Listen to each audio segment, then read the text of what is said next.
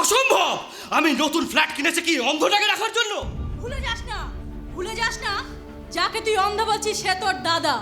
হাহ, আজ তুই ফ্ল্যাট কিনেছিস, আজ তোর কাছে অনেক টাকা হয়েছে, কিন্তু এতদিন তোর এই দাদাই তোকে খাইয়েছে পড়িয়েছে, আর তুই একবার ভেবে দেখো খা, ওকে এই অবস্থায় ফেলে চলে গেলে। মাসিমা, মাসিমা, আমরা সবাই তোমার সঙ্গে আছি, তুমি এই বাড়ি ছেড়ে চলে যেও না। মাকে খাওয়াবে কে? এই অন্ধটা নাকি তোরা? শান্ত। আমি ঢের বেঈমান দেখেছি, কিন্তু তোর মতো দেখিনি। কোথায় এই অবস্থায় দাদাটার একটু পাশে দাঁড়াবি, তা নয় কাটা ঘায়ে নুনের ছিটে দিচ্ছিস। হ্যাঁ, দিচ্ছি আর দিচ্ছি, কারণ এই কাটা আজ ক্যান্সারে পরিণত হয়ে গেছে। তাই হাজার মলম লাগানো সত্ত্বেও না এই ঘাটাকে সারানো যাবে না। শুনে রাখ, মাটা আমার, আর এবার থেকে আমি যা বলবো তাই হবে। তুমি কোনো কথা বলবে না মা, এবার থেকে যা বলার শুধু আমি বলবো। তুই কি মাসিমাকে জোর করে নিয়ে যাবি? হ্যাঁ, নিয়ে যাবো। বাধা দিতে আসবি না। সংসারে বৃদ্ধা বাবা মায়েদের অবস্থা অনেকটা পুরনো জিনিসপত্রের মতো, তাদের প্রয়োজন হয় কিন্তু প্রিয়জন হয় না। আজ আমার ইচ্ছে অনিচ্ছে কোনো দাম নেই। মাসিমা, তুমি একবার বলো আমরা শান্তকে। হ্যাঁ মাসিমা, আমরা সবাই মিলে। না রে টিনা, অশান্তি আমি পছন্দ করি না। জানিস টিনা, আমি সারা জীবন নিজের সন্তানের খেয়াল রাখতে গিয়ে তোদের এই বন্ধুটাকে যে আমি শুধু অবহেলাই করেছি। যদি পারিস তোরা। মা চলো, আমার দেরি হয়ে যাচ্ছে। আমারও বোধহয় অনেকটা দেরি হয়ে গেছে রে, তবে দেরি হলেও আজ আমার মনে এতটুকু অনুশোচনা এসছে, আর অনুশোচনা এসছে বলেই বলছি, তার এই অবস্থার জন্য আমি দায়ী। নিহাত পেটের ছেলে আর মা তো, তাই সত্যিটাকে আমি চাপা দিয়ে গেলাম রে। চলো এসো বলছি, যত রাজ্যে ঠেকাবো। চলো।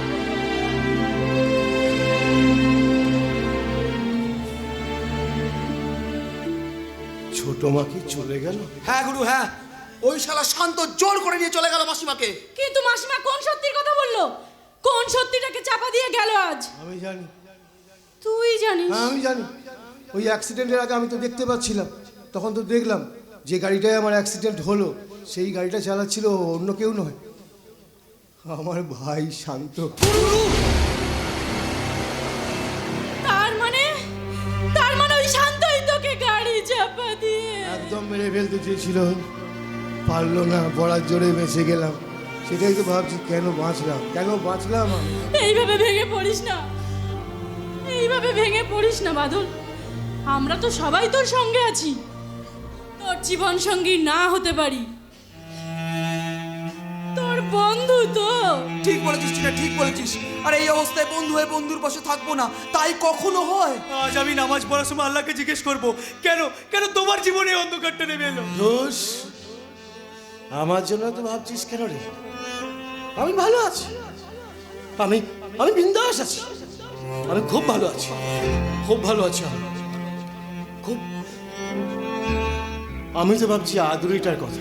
আদুরি? হ্যাঁ, আসার সময় আদুরিকে বলে এলাম ভালো ডাক্তার নিয়ে ভুবনডাঙ্গায় ফিরবো, তারপর তো এই বিপত্তি। ও নিশ্চয়ই আমার পথ চেয়ে বসে আছে। গুরু, হ্যাঁ, কোথায় তুই কোথায়? তাহলে তো ওরা তোমার খোঁজ করতে এই কলকাতা শহরে আসতেই পারে। নিশ্চয়ই পারে। শোন, যদি বাই চান্স ওরা এখানে আসে না, ওরা কিন্তু কেউ বলবি না ওই অ্যাক্সিডেন্টে আমার চোখ নষ্ট হয়ে গেছে, হ্যাঁ আমি অন্ধ হয়ে গেছি। আসল সত্যিটা একদম বলবি না তোরা, হ্যাঁ একদম বলবি না। কি বলছিস তুই? আসল সত্যিটা না জানলে যে আদুরি তোকে ভুল বুঝবে। না, এ হতে পারে না। আমি আদুরিকে সব বলে দেব। আমার মরা মুখে দিব্যি রইল। কেন বুঝতে পারছিস না তুই? আদুরির শরীর খারাপ, এই সময় যদি ও শোনে আমি অন্ধ হয়ে গেছি, আরো ভেঙে পড়বে। আমি ওর পাশে নেই, দম করে কিছু হয়ে গেলে। বড্ড ভালোবাসি ওকে,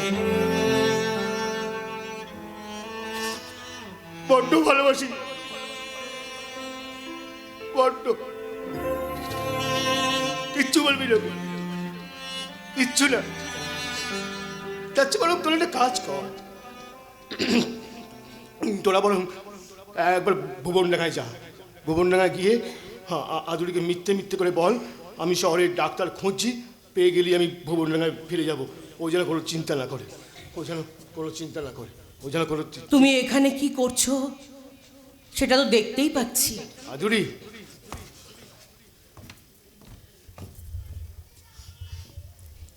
এই মেয়েটিকে বুঝি তুমি বিয়ে করবে?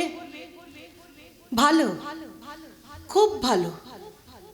কিন্তু বাদল, কদিন বাদে তো আমি ও হ্যাঁ, তোমাদের বিয়েতে না আমাকে নেমন্তন্ন করো, কিন্তু যদি বেঁচে থাকি নিশ্চয়ই আসবো, নিশ্চয়ই আসবো, নিশ্চয়ই। চলে এসো বাবা।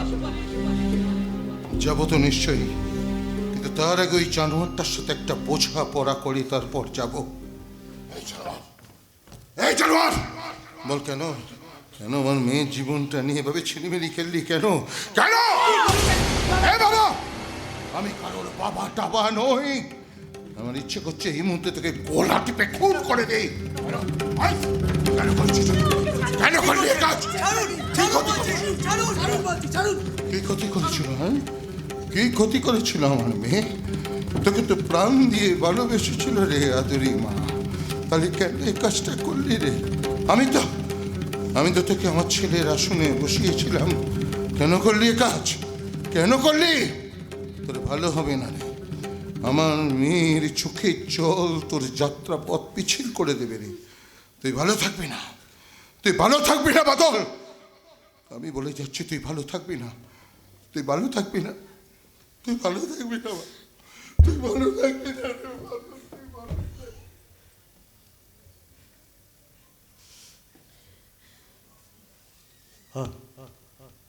আদুরিরা কি চলে গেল রে?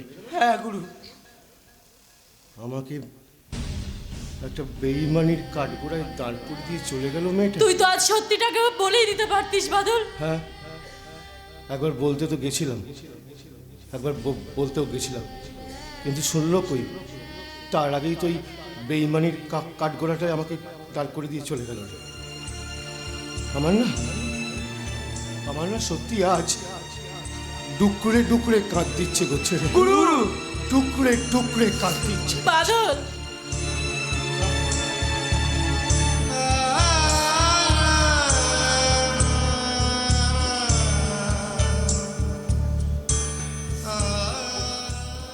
যাকেই ভালোবাসলাম সেই মুখ ফিরিয়ে নিল আমার মুখ থেকে। মাকে ভালোবাসতাম, অসময় চলে গেল।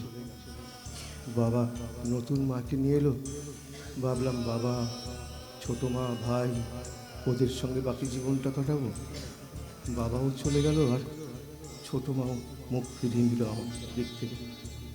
ভেবেছিলাম ওই আদুরিটার সঙ্গে বাকি জীবনটা, তা সেও তো চলে গেল। বাদল, চলে যা, তোরাও চলে যা। হ্যাঁ, আমার জীবনের সঙ্গে তোরা তোদের জীবনটা মেশাস না। আমি একটা অভাগা, বুঝলি? না আমি বাদল, একটা না। অভাগা।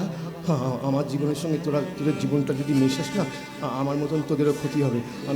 আমি তো তোদের বন্ধু, আমি চাই না আমার জন্য তোদের কোনো ক্ষতি হবে। হ্যাঁ হ্যাঁ হ্যাঁ, আমার জন্য তোদের কোনো ক্ষতি হবে আমি চাই না। চলে যা, চলে যা।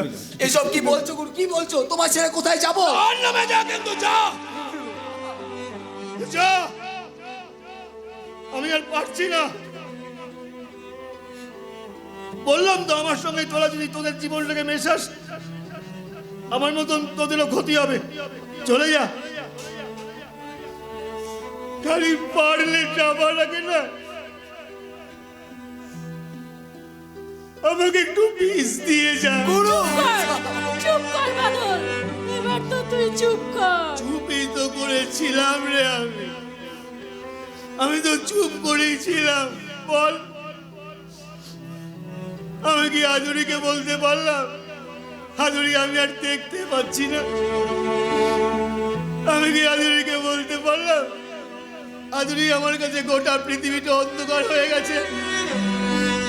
আমি কি আদুরিকে বলতে পারলাম, আদুরি আমি রাস্তা চিনতে পারছি না, তুমি তোমার হাতটা দিয়ে আমার হাতটা ধরে আমাকে রাস্তা চেনাও? আদুরি আমাকে হাতটা চেনাও, আদুরি আমাকে হাতটা চেনাও। চুপই তো করেছিলাম আমি, চুপই তো করেছিলাম, চুপই তো করেছিলাম।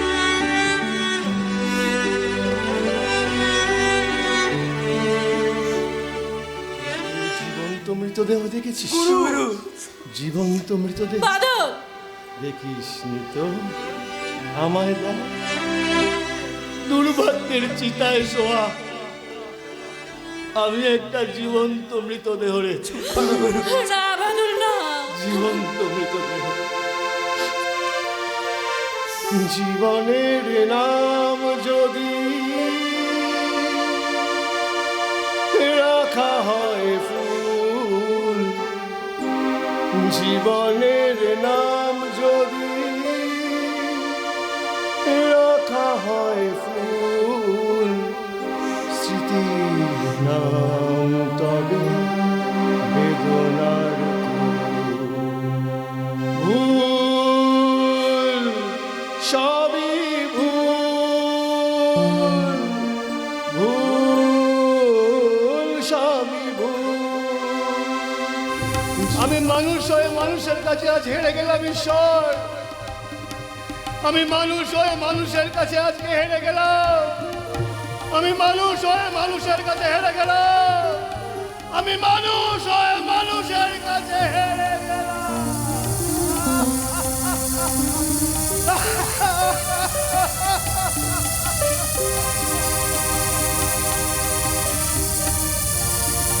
ফুল ফুল ফুল।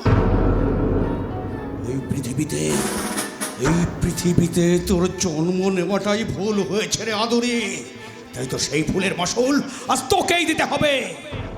তাই তো আমি আজ এখানে এসেছি এক ছবলে লক্ষিন্দরকে শেষ করে দেবার জন্য। যেমন কালনাগিনী ছোট্ট একটা ছিদ্র দিয়ে লোহার বাসর ঘরে প্রবেশ করেছিল, তেমনি আমিও ঢুকে পড়েছি।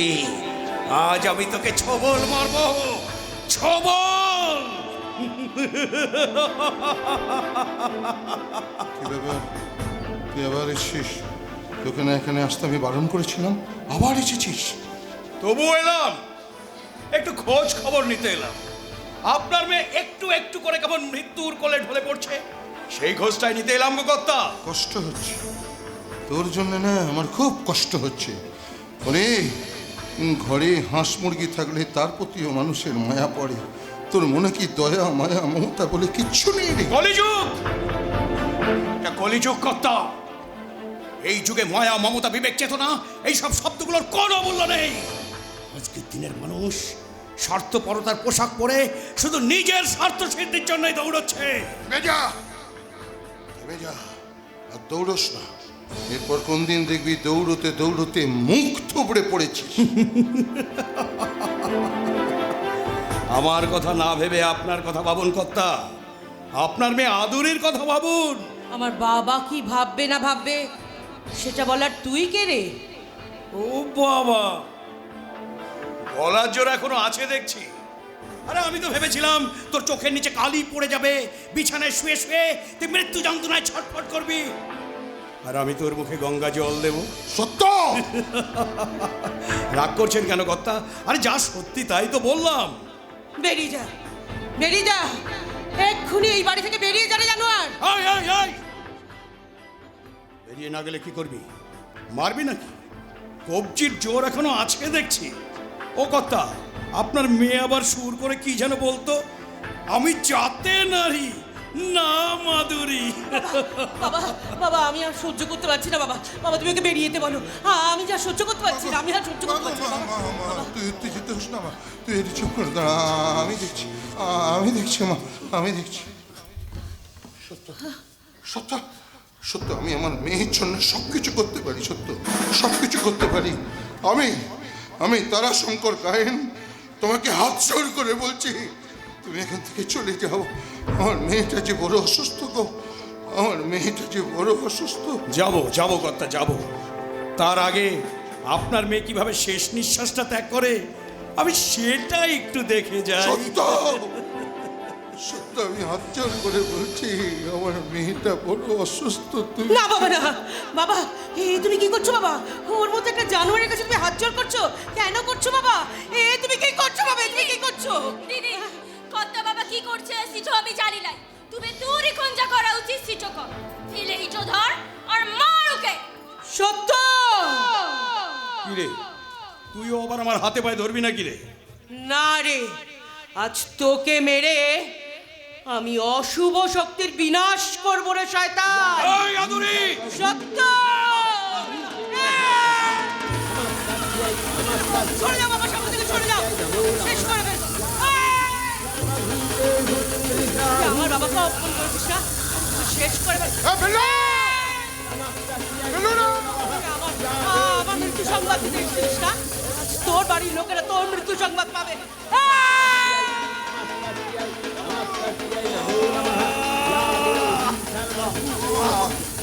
আমার হাত কেটে দিলি শয়তানি। আমার ছেলে প্রশান্ত তোকে ছাড়বে না। প্রশান্ত তুই কি পাগল হয়ে গেলি মা? ওরা জানোয়ার, ওরা তোর কষ্ট বুঝবে না মা।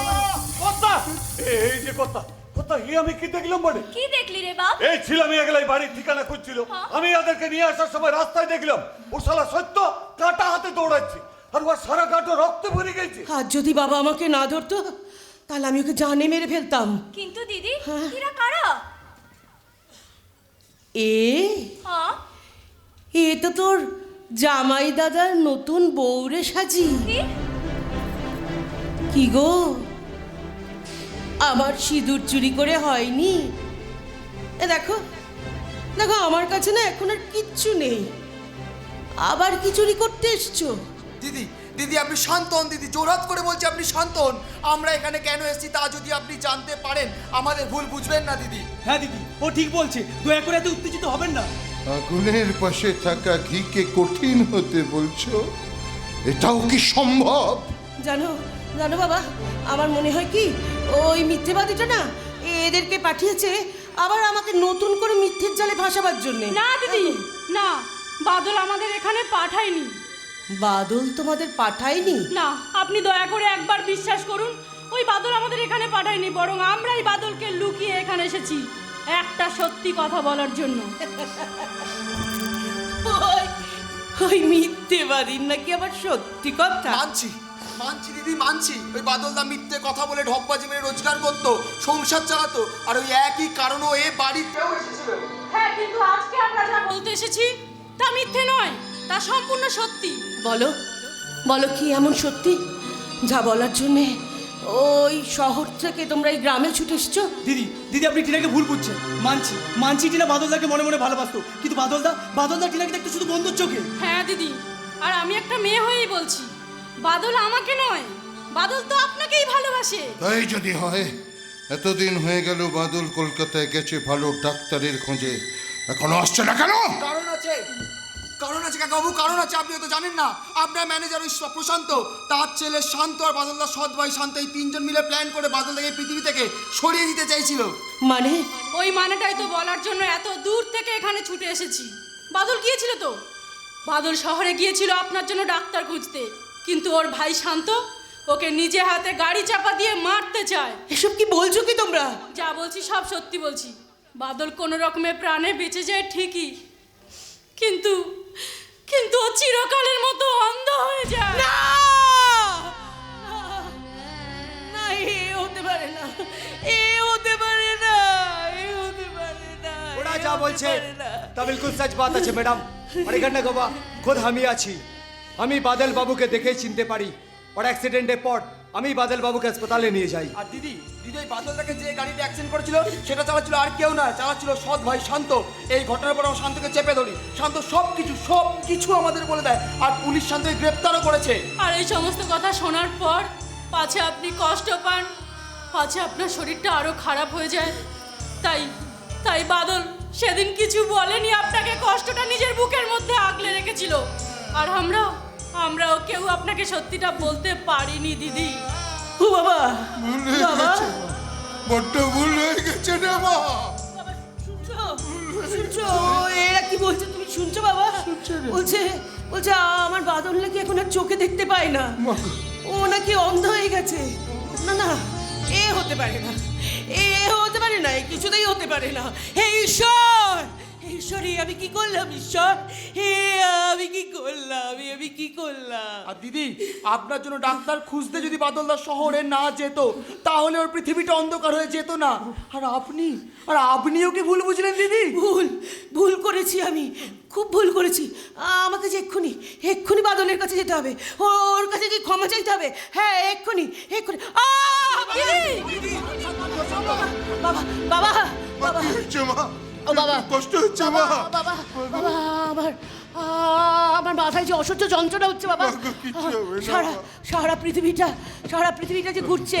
মা গো, আমি চোখে কিছু দেখতে পাচ্ছি না কেন বাবা? কিচ্ছু হবে না, বাবা আমি আছি তো। ও বাবা, মা গো, এই সময় আমি যদি তোমার কাছে কোনো অনুমতি চাই, তুমি আমাকে দেবে বাবা? বল মা, বল, কি বলবি বল মা। বাবা,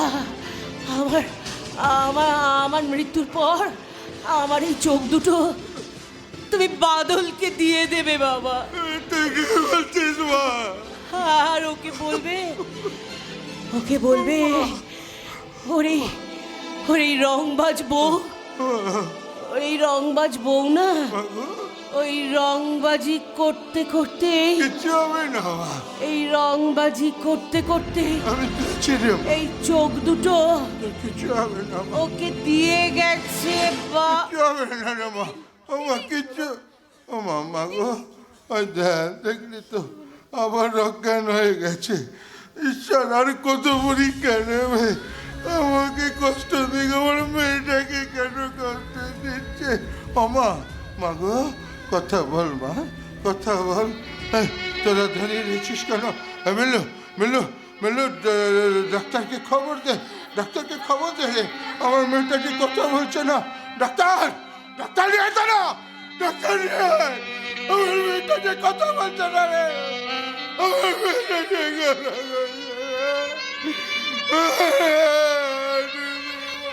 না, আমি তাকে ছাড়বো না বাবা। যে তোমার শরীর থেকে একটা হাত কেটে নিয়েছে, আমি তাকেও। তোকে আর কোনো কিছু করতে হবে না রে খোকা।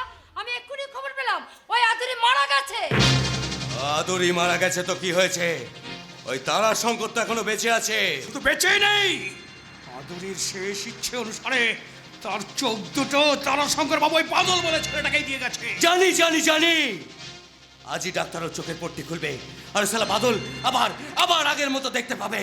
যখন জানতে পারবে আদুরি আর বেঁচে নেই, তখন আমার খুব ভয় করছে। লক করতে গিয়ে তোমাদের বাপ বেটার সঙ্গে হাত মিলিয়েছিলাম ঠিকই, কিন্তু তুমি কোনো চিন্তা করো না মা, এখন এই খেলা শেষ আমিই করব। এখন শুধু যুদ্ধ নয়, সম্পত্তি নয়, এই যুদ্ধে জেতাটাই হচ্ছে আসল কথা। তুমি দেখে নিও বাবা, জিত আমাদের হবেই।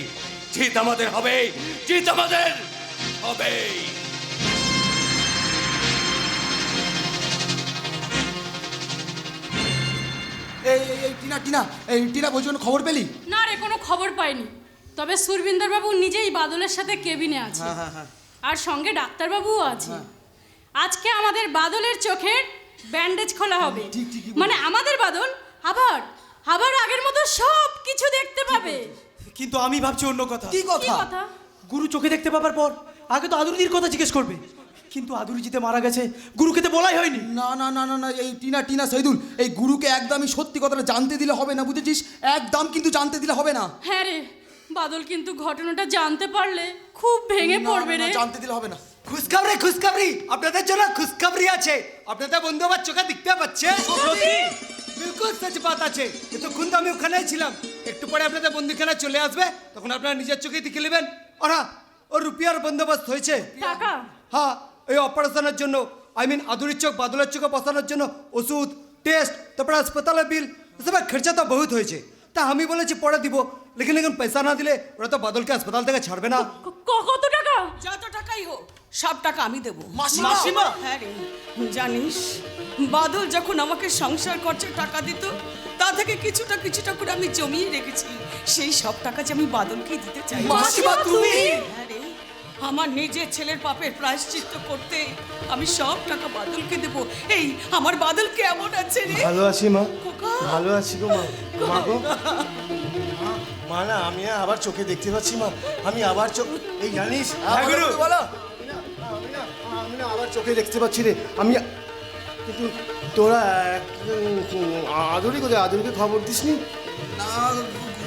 বুঝেছি ও নিশ্চয়ই এখনো আমার উপর অভিমান করে আসে। হ্যাঁ, সে তো করবেই, ও তো আর আসল কিছু কতটুকু জানে না, তাই আমার উপর অভিমান করে আসে। না আর দেরি করাটা ঠিক হবে না। হ্যাঁ, আমাকে ওই ভুবনডাঙ্গায় যেতে হবে। হ্যাঁ, আদুরির ট্রিটমেন্টটা শুরু করে দিতে হবে, আর কাজটা ফেলে রাখা যাবে না। যাই, আমি আজকেই ভুবনডাঙ্গায় যাই। আমি সব শুনবো। তার আগে তোমার বৌমাকে তোমার কাছে নিয়ে আসি, দেখবে কেমন লক্ষ্মী প্রতিভার মতন বৌমা আনছি। আজকেই ওই ভুবনডাঙ্গায় গিয়ে ওর অভিমান ভাঙে ওকে নিয়ে এই শহরে আসতে হবে। তারপর একটা ভালোটা। আমি আর দেরি করবো না, আমি চলে যাচ্ছি একটা শুভ কাজে। পেছন থেকে ডাকছিস কেন? ওরে, আজকে রাতের লাস্ট ট্রেনটা যে আমাকে ধরতেই হবে।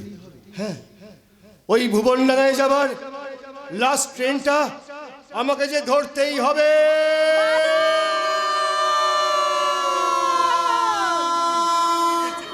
কর্তাবাবু একদম পাগল হয়ে গেছে। আদুরি মারা যাওয়ার পর থেকে কর্তাবাবু একদম পাগল হয়ে গেছে। সে তো হবেই গো বিলু কাকা, কারণ কাকা যে ছিল আদুরি অন্ত প্রাণ।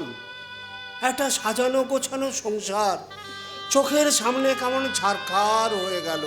কর্তা বাবার চোখের দিকে আমি যে আর তাকাতে পারি না। আদুরি দিদির কথাটা ভাবলে মোর চোখটা যে জলে ভরে আসে রে মন্টুদা।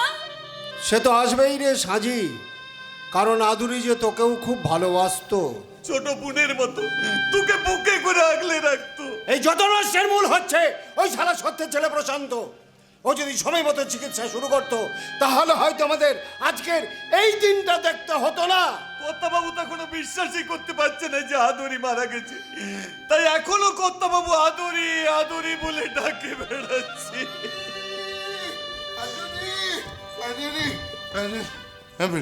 মিলু, আদুরি মাকে দেখেছিস? হ্যাঁ, দেখ না, সকাল থেকে আমি খুঁজে পাচ্ছি না, কোথায় গেল বলতো? কর্তা, এই সাজি, কর্তা বাবা, তোর দিদিমণিকে দেখেছিস?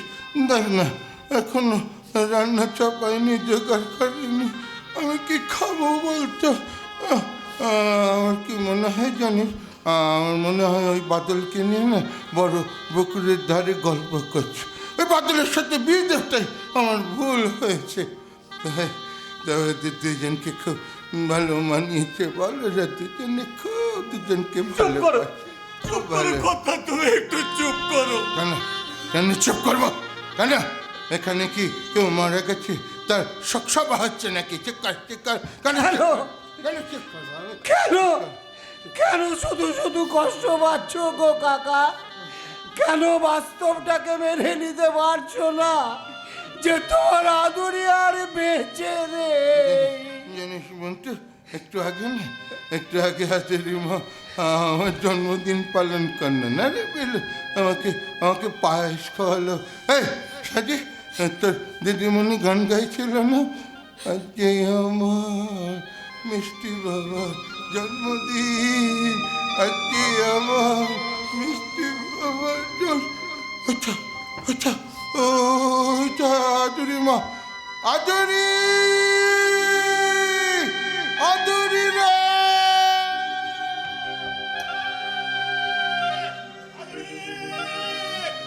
আমি এসে গেছি আদুরি। বাদল, বিলু কাকা আর কোনো চিন্তা নেই। বিলু কাকা, এবার আমি চলে এসেছি। এবার আদুরিকে নিয়ে আমি শহরে নিয়ে যাবো, আমি ওর ভালো করে ট্রিটমেন্ট করবো। আর কোনো চিন্তা নেই। আমি বলছিলাম বাদল, মন্টুদা তুমি কেমন আছো? মন্টুদা, এই সাজি শিগগিরি যা, তোর দিদিকে খবর দে, বল শহর থেকে জামাই দাদা চলে এসেছে। যা। না রে জামাই দাদা, তুই বড্ড দেরি করে এসেছিস। আরে হ্যাঁ রে বাবা, হ্যাঁ, আমি দেরি করে এসেছি সেটা আমি জানি। কেন দেরি করে এসেছি সেটা তো শুনবি। শোন, শহরে আমার একটা অ্যাক্সিডেন্ট হয়েছিল। অ্যাক্সিডেন্টে আমার দুটো চোখ নষ্ট হয়ে গেছিলো, আমি অন্ধ হয়ে গেছিলাম। কোনো একজন শ্রমিক মানুষ মারা যাবার আগে মরণোত্তর চক্ষুদানের মতন মহৎ দান করে তার চোখ দুটো আমাকে দিয়ে গেছে। আমি যে তার চোখেই দেখতে পাচ্ছি রে, তার চোখেই দেখতে পাচ্ছি। এত কিছু তো আর আদুরি জানে না, তাই আদুরি আমার উপর অভিমান করে বসে আছে। যা শিগগিরি ডাক, বল জামাই দাদা চলে এসছে। ওই আদুরি। না রে জামাই দাদা, তুই সত্যি বড্ড দেরি করে এসেছিস। তোর আদুরি এই দেখো, তোর আদুরি আর বলে কাঁদতে আরম্ভ করলো। কান্নাকাটি পরে করবি, এখন আদুরিকে শহরে যেতে হবে। শিগগিরি যা। ডাক। বাদল, কি হয়েছে? কি বাদল, তোমার আদুরি আর বেঁচে নেই। ওই দেখো তোমার আদুরি।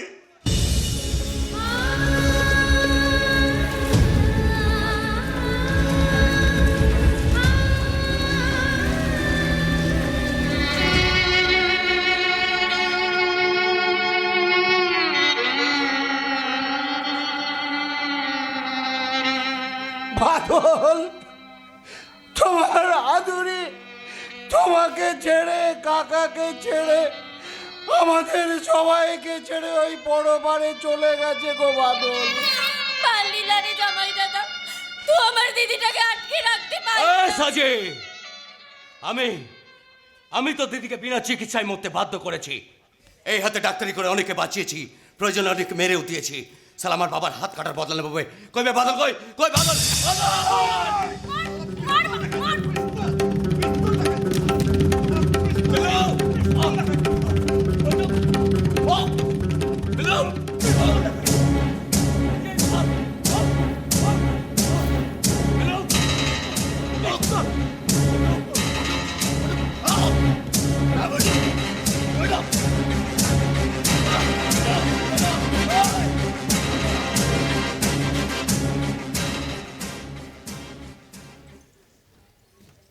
আদুরিটা আমাকে ছেড়ে চলে গেল, আমার জন্য একটু অপেক্ষা করতে পারলো না। হ্যাঁ,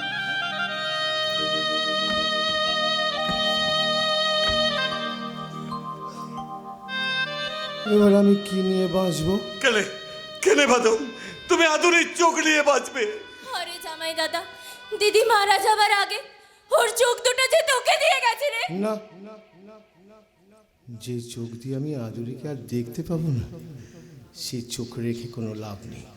আমি যদি মরে যাই, তাহলে দেখবে আমিও তোমার পাশে ছায়াপথ বলেই হেঁটে যাচ্ছি। ঢপ মারছো না তো? আমি যদি মরে যাই, তাহলে দেখবে আমিও তোমার পাশে ছায়াপথ বলেই হেঁটে যাচ্ছি। ঢপ মারছো না তো?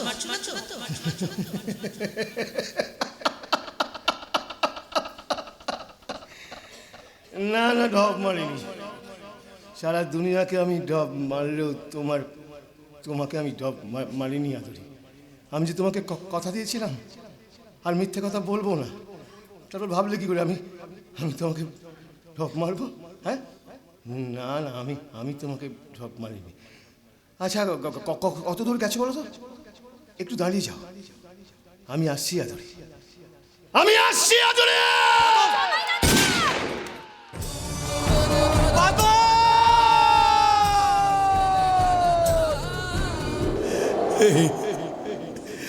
এই হলো ভুবন ডাকার ইতিহাস। জানো তোমরা, আজ যখন সন্ধে গড়িয়ে রাত্রি নামে, আমার খুঁড়ো তারে হেরিকেনটা হাতে নিয়ে এই ভুবন ডাকার পথে ঘাটে তার মেয়ে আদুরি আর বাদলকে খুঁজে বেড়া। আদুরি রে!